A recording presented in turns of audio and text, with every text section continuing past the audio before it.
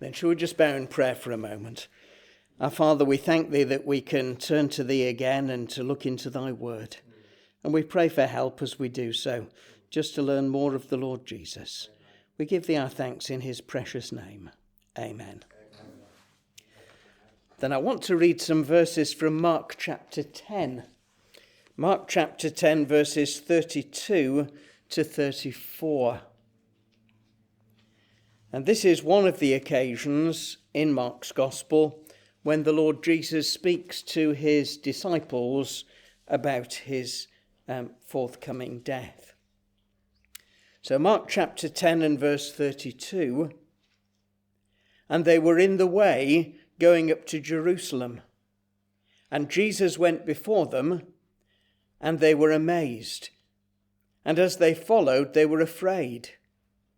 And he took again the 12, and began to tell them what things would happen unto him, saying, Behold, we go up to Jerusalem, and the Son of Man shall be delivered unto the chief priests and unto the scribes, and they shall condemn him to death, and shall deliver him to the Gentiles.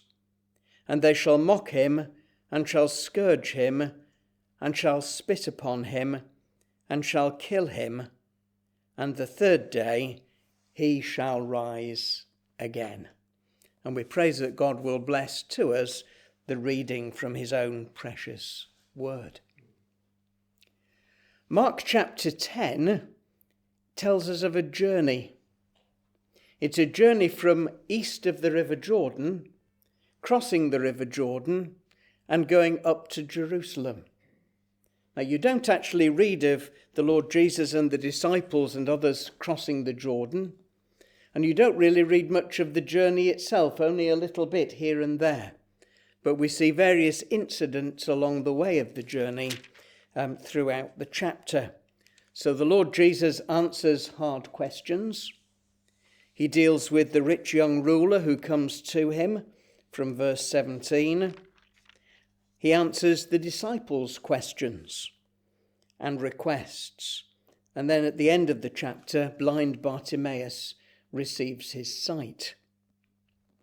And then right at the very beginning of chapter 11, the next thing that happens is that the Lord rides into Jerusalem on a donkey. So it's his triumphal entry into Jerusalem. And the people cry, Hosanna, blessed is he that cometh in the name of the Lord. So that's the movement in this chapter and going on. You'd see from what we've said that in this chapter we're just a week or so before the crucifixion. Perhaps just a little more, but certainly not more than a week and a day or two before the crucifixion. And you'll notice it says in verse 32, in one of the rare little insights into the journey, that they were on the way or in the way going up to Jerusalem. You always go up to Jerusalem. And you can see that the Lord Jesus is going ahead of his disciples. It's as though he's striding out ahead with a great confidence. And you'll remember elsewhere in the scripture, it speaks of his face being set like a flint, that he might go to Jerusalem, determined to go, knowing what was going to happen, knowing all of the opposition and the fact that he would be crucified. And so the disciples are amazed at the Lord Jesus in verse 32. And it seems as though they're amazed at his going out in front of them with such confidence. And it says, by way of contrast, as they followed, they were afraid. And so you can see the difference in the emotions and in the mindset of the disciples and the Lord. And it says he took again the 12 and began to tell them what things would happen to him in Jerusalem. And the verses that follow, verses 33 and 34, really sum up the rest of Mark's gospel. They're a real small nutshell statement, if you like, about what's going to happen over the next week or so. And so the Lord Jesus says this to his disciples. He says, first of all, behold, we go to Jerusalem. They're on their way. They're going to Jerusalem. And they're going to Jerusalem, first of all, to that triumphal entry, but then within a few days, people are going to be crying, crucify him, crucify him. And so he says we go up to Jerusalem.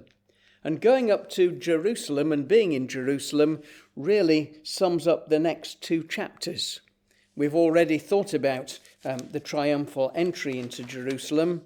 And in Mark chapter 11 and chapter 12, the Lord Jesus goes into and out of and back into Jerusalem over the next few days. And amongst other things, he cleanses the temple.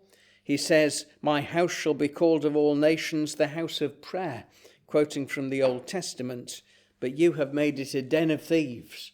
And so he cleanses the temple. There's the withered fig tree. That's just a picture of the state of the nation that he's come to. His authority is questioned. He speaks the parable about the wicked husbandman. He's given hard questions. And eventually we find at the end of chapter 13, the Lord Jesus, having spoken about the things which will come to pass and the things of the end, is going to be plotted against by the establishment.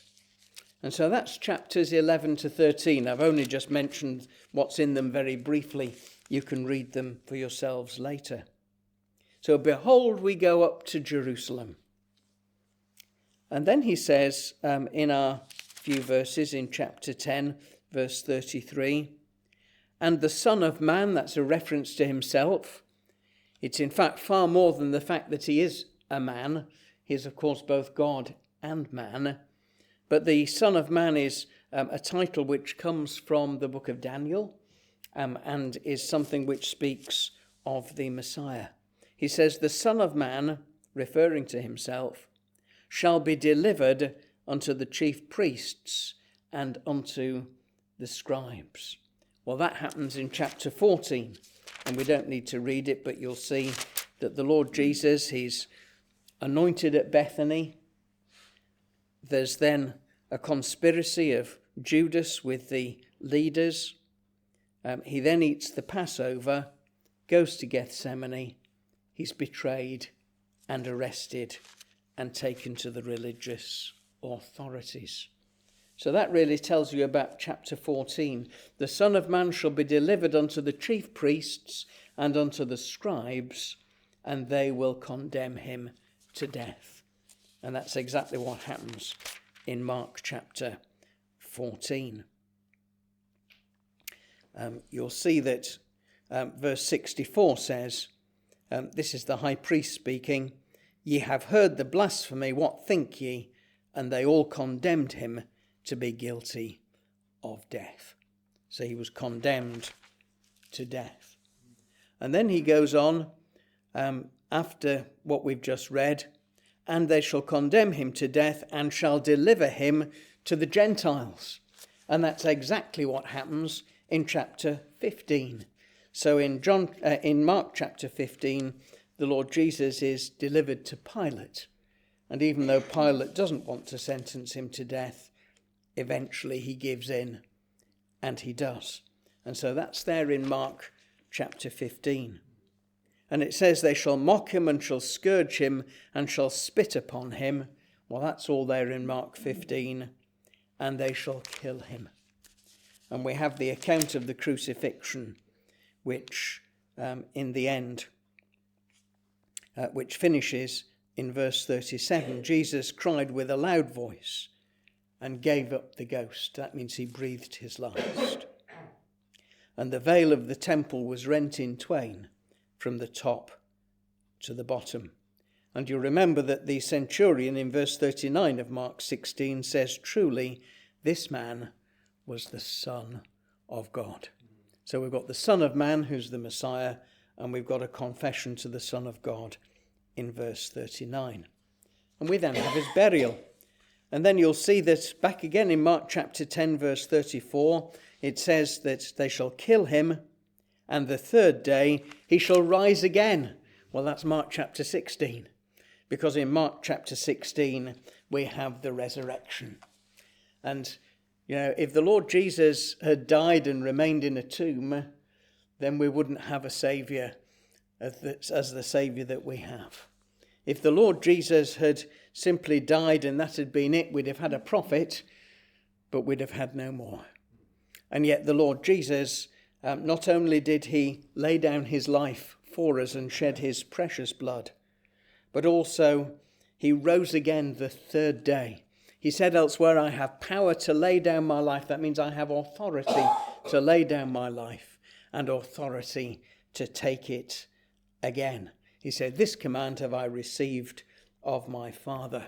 And so in Mark chapter 16, the stone is rolled away. And then later on, the Lord Jesus appears to his disciples. And so we too today can just meditate upon these wonderful truths and remember that it was for us that he laid down his life, and for us that he shed his precious blood, and that we live in the good now of his glorious resurrection. Shall we just begin with a hymn as we turn to our meeting? It's 325. 325. With Jesus in our midst, we gather round the board. Though many, we are one in Christ, one body in the Lord. Our sins were laid on him when bruised on Calvary. With Christ we died and rose again and sit with him on high. 325.